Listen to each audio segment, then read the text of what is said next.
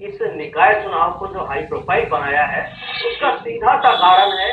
कि पिछले 11 महीने के सरकार का जो कार्यकाल था, जो कामकाज सरकार ने प्रदेश की जनता के लिए किए, वो पूरे तरीके से विफल हो गए। और उसी विफलता का परिणाम था कि उपचुनावों में इस प्रदेश की जनता ने इनके मुंह पर करारा तमाचा मारा और कांग्रेस की झोली में 3 सीटें डाल दी। तो कहीं ना कहीं इन्हें इस बात का बेहद डर है कि अगर इन चुनावों को उस तरीके से उस रूप में हाइक नहीं दी गई तो इन्हें जो डर सता रहा है, उस डर की वजह से इसको इस तरीके का रूप दिया जा रहा है। और जहां तक स्थानीय कार्यकर्ता की बात है, तो मैं आपको बताना चाहता हूं, कार्यकर्ता तो बहुत दूर की बात है, लेकिन स्थानीय नेता तक अगर वसुंधरा राजे के भाषण के दौरान उठ के चले जाएं तो मुझे नहीं लगता कि भारतीय जनता पार्टी इन निकाय चुनावों में स्थानीय कार्यकर्ता को कोई तवज्जो भी देगी। आप देखिए किस तरीके से एक कद्दावर नेता जब मुख्यमंत्री भाषण दे रही हो और वो उसके पीछे से चल दे, क्या संदेश है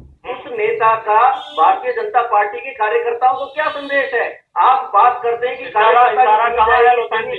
को आप मौका देंगे, लेकिन भारतीय जनता पार्टी जिस दोहरी राजनीतिक तरीके से अपने आप को प्रेजेंट करती है, उसी का परिणाम है कि कार्यकर्ताओं को और युवाओं को सिर्फ उपयोग में लिया जाता है और जब कुछ देने की बात आती है तो उन कार्यकर्ताओं और युवाओं का नाम तक नहीं लिया जाता। जब देने की बात आती है तो अपने जो गुट के लोग हैं उनके बारे में सोचा जाता है। तो सीधे तौर पर भारतीय जनता पार्टी बौखलाई हुई है। जो परिणाम इस प्रदेश की जनता ने दिए, कहीं इनका हश्र वैसा ना हो, इसलिए इनका प्रयास है ये कि ये चाहते हैं कि मुख्यमंत्री बोलती हैं, एक दिग्गज नेता उठ करके चले जाते हैं, थोड़ा सा दर्शकों को भी समझ में आ जाए। लोकेश जी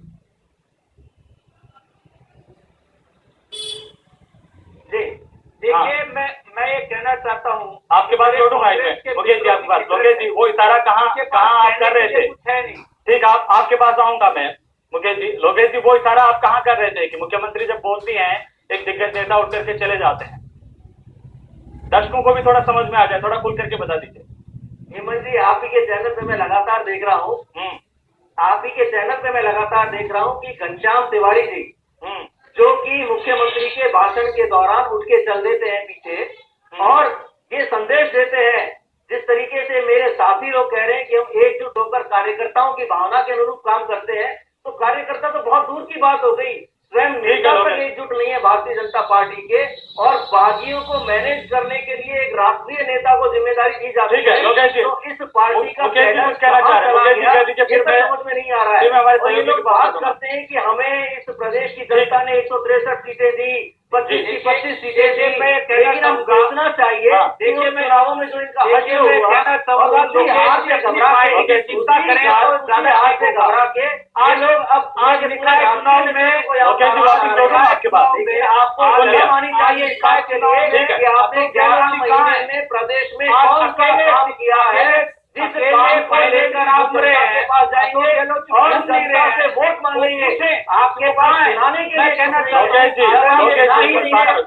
और अगले बात करते हैं